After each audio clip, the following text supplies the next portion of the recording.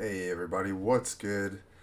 Hope everyone's doing well on this fine Monday, and hopefully you have the day off, and if not, Godspeed to you. Just wanted to get this up on the channel real quick. I think there are only a couple hours left for this event, and just because of Team MTG SS, always talking about different types of decks for the event, and Bossmtg came up with this really fun one, um, Lava Flora as they named it. And I just wanted folks to kind of have an idea when this event comes up because it's pretty unique, right? It's like at the end of every turn you take 2 damage, really speeds up the pace of the game. And I think obviously Chandra is a really great pick for this, right? Because she starts by dealing 4 to your opponent, so technically you're 2 turns ahead when you start. Even with some of the higher life total planeswalkers like Vraska and Angrath and Gideon, who all are either 26 or 27, dealing 4 damage really matters. And I think you can build this deck a bunch of different ways, right? You could be playing the volcanic land, right? That's a way of dealing direct damage, but that pops on turn 6, right? And in an average game, that wouldn't seem like crazy. But in how fast this format is for this event, you really want to be doing things with your lands faster. And that's why Emberspawn Crags is a really great option, because starting on turn 5, right, you have the ability, the 30% chance to get those 2/1s. So really it's kind of strictly better because it comes down first, and you're just pushing damage anyways. So you're going to go wide, try and get some damage through. And as you can see, we have basically all 1 drops, some 2 drops, and 1/3 and 1/4. So I just want to take you through the deck real quick, just so you have a sense of why it's constructed this way. And so let's just dive into it. So Silent Prowler, just a really efficient 1 drop, 2/1 sneak, right? Another tip, right, for players who don't know this, if you remove a creature, or let's say you Goblin shortcutter their creature that could block, the creature will retain sneak because it's only loses it when a creature is able to block.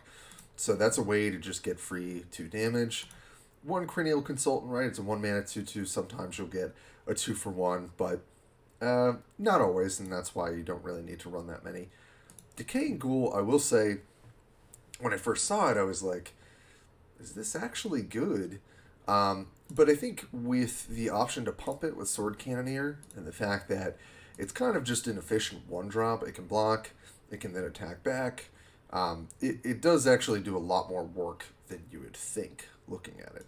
Two-Headed Hellhound, always a good player for a powerful 1 drop. Pyromancer, especially if your opponent is trying to heal themselves, and there's quite a bit of healing specifically for white and the white lands. But I think also green has a bit of health gain as well, and so Pyromancer can be really great for that. Fling, of course, just turning your 1 drop or 2 drop into 3 direct damage makes a huge difference. Sundancer, just an efficient 1 drop that can turn into a 4/3 at some point. Shock to pick off their small things or do direct damage. Burn through to burn through their defenses and get that damage in and potentially pick off X1s, which is good. Pouncing Lemur, right? The most big beat 1 drop at a 3/2 that can't block. And Region Goblin, probably your best start, because if you're on the play and they have no creatures out, it's just a free 2 damage for you. And so you're basically up a turn on your opponent. Iguana, 4/2 for 4 with trample. Usually going to trade with, some sort of 2x power creature, but you're going to trample over, or sometimes you'll get, sick curve outs where you can Sword Cannoneer it and just trample in for a bunch of damage. Shortcutter, absolute all-star in this format. 2/3 for 2, great body, and giving something can't block is just exactly the kind of tempo that you need in this sort of format. Yeenoghu, good option to go tall if you need to, right, and get a big, haste trample creature in that they're going to have to deal with. Ball Lightning, no-brainer, just a ton of damage to your opponent's face, and probably trading with something in the optimal case, but usually if you're taking 6, it's kind of game over in this format anyway. And Flame Shot, just obviously reasonable burn spell to their face, especially if they've got X1s on the board, but also just a way to clear, usually be a 2 for 1 in some way, shape, or form. So that is Lava Floor. I was about to say Liliana. Lava Floor Chandra. So I just want to get into the queue because then it's been taking a little bit longer. Not as many people are playing the event. Oh, and we get the insta queue with the Chandra matchup. So let's see what version our opponent is running. I think I'm 6 or 7-0 with this deck currently in the event, so it's been a great way to farm golds. And definitely you're going to play a lot of mirror matchups, so don't be surprised about that. Okay, so we're on the play, so we can kick it off with Lemur for the most damage, followed by Iguana. I think this is a fine hand. You know, there's an argument to be made that maybe shipping back Iguana for another 1-drop would be better, but we'll see. I think depending on what we draw, this could be better. So, and our opponent's running the Volcano land, which makes sense. I do think that's probably the second best land to be running. But if you've got Emberspawn Crags, I really do recommend that. Okay, sweet. We drew the 1-drop. That's great. So I think we'll probably will go triple 1-drop, but let's just start with Lemur on the off chance that they don't have something, or maybe they've got their own Overgrown Iguana that we can attack into. Yep. That's definitely good from them. I was thinking about playing something that could block, but kind of wanted to play on the off chance that they wouldn't be able to. I'm just going to trade this off. It's technically trading down, of course, but I just want to trade for their creatures anyway. It's not blocking. Just might as well use it as a removal spell. This is close. Because it could go double 1-drop, but now that I've drawn another Iguana, I think it's a little bit better to just play the Iguana and then next turn play Iguana and a 1-drop. So we are behind our opponent because they had the 2-1 haste and we didn't block. So let's see what they're running here. Triple 1-drop would be pretty insane here. 2-drop, 1-drop, obviously still good. Yeah, Goblin. This is probably one of the few cases I'm not going to block, because I want to be able to trade and get some damage through. If this was the 3/3 haste for 3, I probably would have to block it. If they have a shock, it's pretty devastating. But other than that, I think we're going to be able to crack back. Okay, Lemur. Yep. Okay, that's fine. Interesting. We drew Yeenoghu. Okay, well, just going to trade for my 2 damage and kill their 2/1. And then we're just going to follow that up with, I think, Pyromancer. There's a chance I actually want to attack with Cranial Consultant. So I think I'd rather play these 2. We are still behind, though. And if they have... Flame Shot doesn't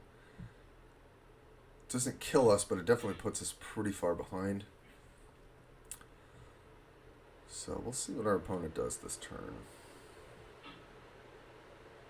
Yep. Makes sense. I'm gonna block here.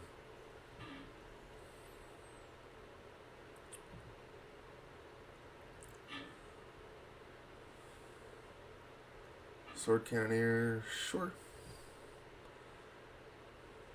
And what else?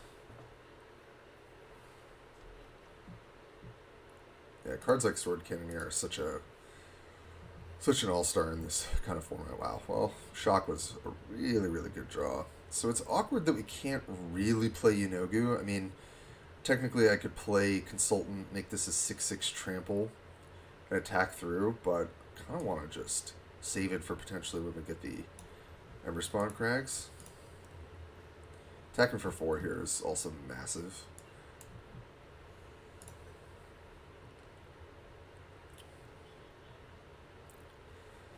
So we've got the chance to hit it next turn, so if we do, I think it's pretty much GG. Elemental, okay. Well, I will definitely block here. So they're going to take 4 at the end of their turn because of this. So that's pretty...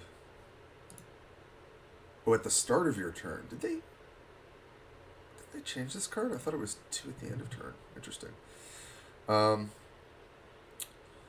what is the play here? So I can make Yeenoghu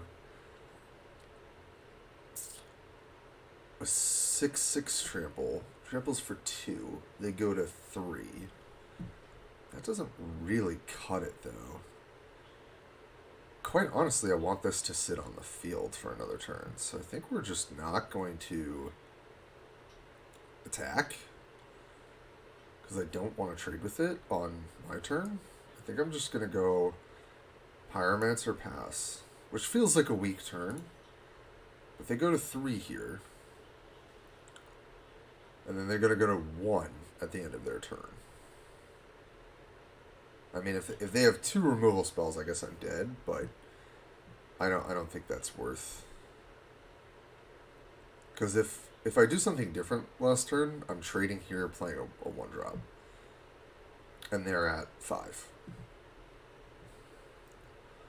Yep, so here I'm just going to block here. So keep it on the board, which kind of ensures that we should win next turn. Oh, they've got the Lava Axe. Alright, well. But this just kills it by themselves. Wow. Such a close game. My goodness. But the 2 damage from that mattered. 100%. Wow. 1-1.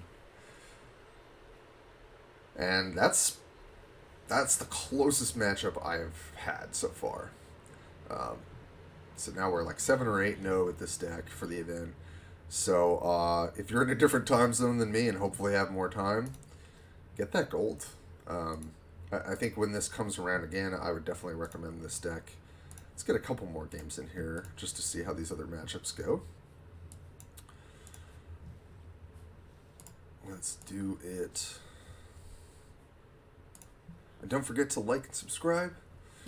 We're definitely pumping out content these days. We have so much going on with Team MTG,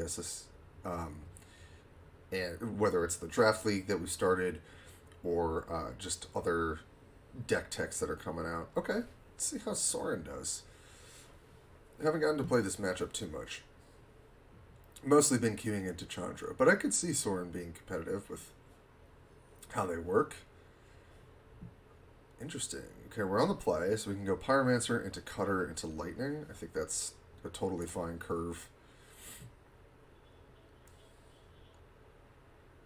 I just think Chandra just can deal so much damage when it's enabled, right? So they're effectively starting the game at 16 life, which is pretty noticeable. Okay, Flame Shot's probably going to come in handy as well. It's got our 1, 2, 3, 4 curve, which is pretty nice. They're also taking 1 from Profane Palace. This, I mean, I don't know that you can afford to run a land like that, but that's a good start for them. At least I can block. Ooh, Fling is definitely going to come in handy. Get our free 2 damage here. But who knows, maybe getting down and getting the Demonic Priest that can heal you. Maybe that is good enough. So they're going to attack here. We'll just block with our Goblin and Short Cutter. They get to drain 1. Not bad for them. See what they play here. And getting this to 1 toughness is really nice for Flame Shot too, if we're setting that up later. Man, I really wish Soren was more of a competitive deck. I really hope that it gets buffed in some way, because I think it's just a cool aggro strategy, you know. Okay, this is interesting.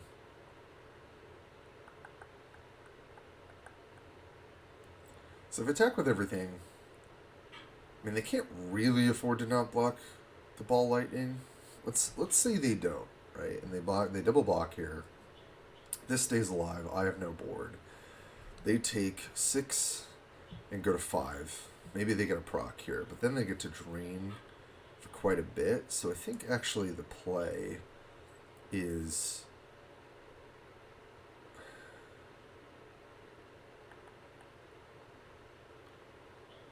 Question is, do I want to hit their face? It's actually really hard. Alright, I'm gonna do this. I'm not entirely sure that this is the right line.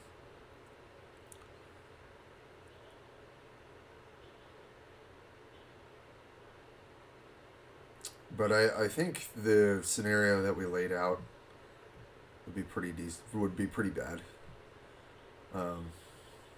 Okay, and that's fine. So they're gonna attack. I may actually think about not blocking here, just because we can flame shot their other card. I think it's really close. I guess maybe they have a 1-drop and they're Demonic Priest. So, oh, they've got a really cheap Reveler. Damn, that's really good. This is gonna be tough. Oh wow. Okay. Well, that was a pretty good top deck.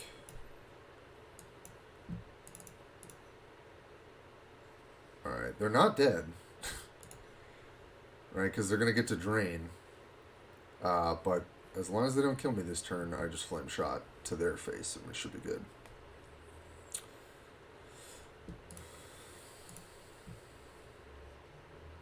Okay, they go to 3, we go to 8.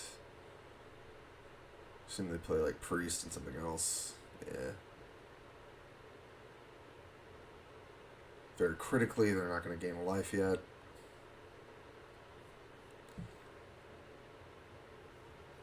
Go to 1. And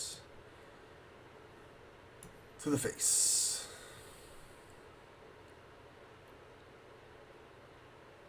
Oh, I was like, why did it not kill them? They're just the animation's really long. Jeez, well that was close.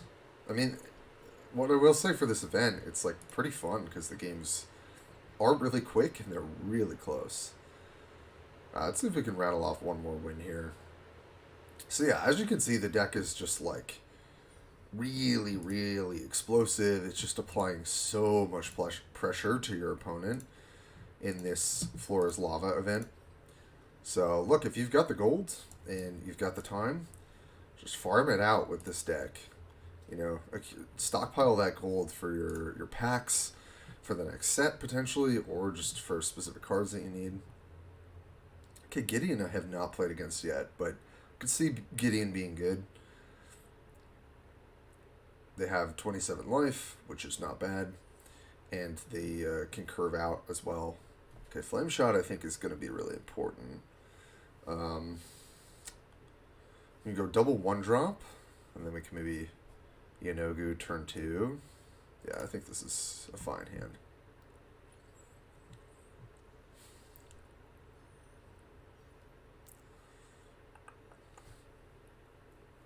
Could also keep the mana gem for a turn 3 flame shot. Wow, they had nothing. Huh. Alright, well, I think if that's the case, I'm just going to run out double 1-drop.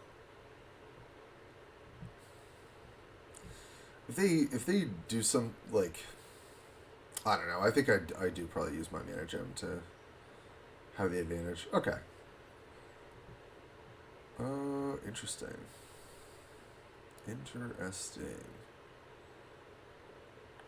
So I can make Yeenoghu into a 6/6 trample here and attack through. And then,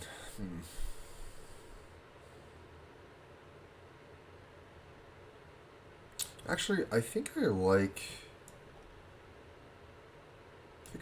this more. They're gonna block the Lemur, obviously. But we're still gonna get to play multiple 1-drops this turn. They take 4. We play Sundancer as well. And then next turn we can see what we draw, or maybe we just make an 8/8 Yeenoghu.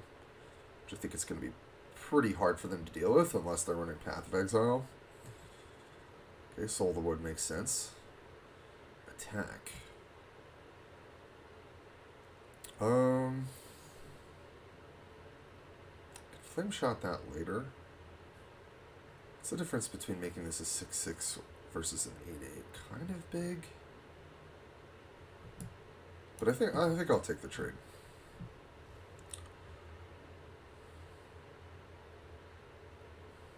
They go to 13. Oh wow, and there's shortcutter too. Maybe it's worth to just shortcutter attack for 4, and then Yeenoghu's even bigger next turn. Yeah, I mean, they've only got 1 creature. That's also why blocking is really good. Because whenever you're taking out one of their creatures, it opens you up to the deal 1 damage, make something not be able to block, or shortcutter. So yeah, I mean, they're going to 7. I mean, they can attack back here. I will take the 3. And they'll gain 3 with this at some point. Okay, guard. Alright. Fair enough. Do I just want to make a 10/10 Yeenoghu? Seems pretty hard for them to deal with it. So it takes 5.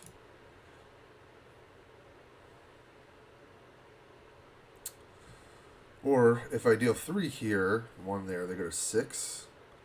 They take 4 down to 2. But they gain the 3. I can make this 8 and then pump it. No, I think it's actually better to just do this. Doesn't really matter. Make a huge Yeenoghu.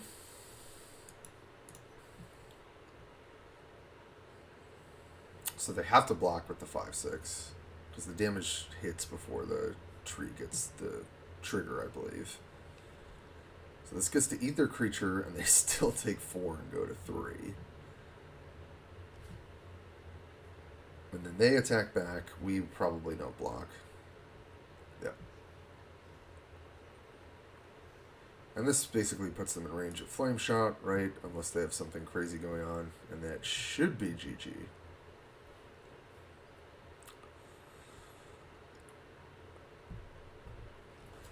Excited for more events. Just doesn't happen that often. Nope, I'm not going to block. Don't want to give them the trigger here. Okay, Shieldsmith, sure. Yep. But it's not enough, my friend.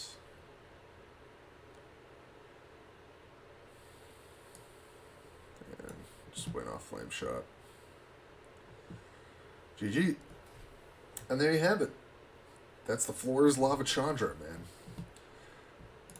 So get that gold if you can, if you got the time, and if you've got the cards for it. I think the only thing it's just like Yeenoghu and Ball of Lightning, right? That's pretty much it. So, yeah, I mean, it is just the best deck for the event. I mean, again, shout out to Bossmtg. This is just exactly the kind of deck construction that, you know, just from a veteran MTG player, you know, just the deck building is pretty flawless with this one. And hoping I can keep learning from my team on how to do that for these events. So don't forget to like and subscribe. Thank you so much for the support, and we'll catch you next time.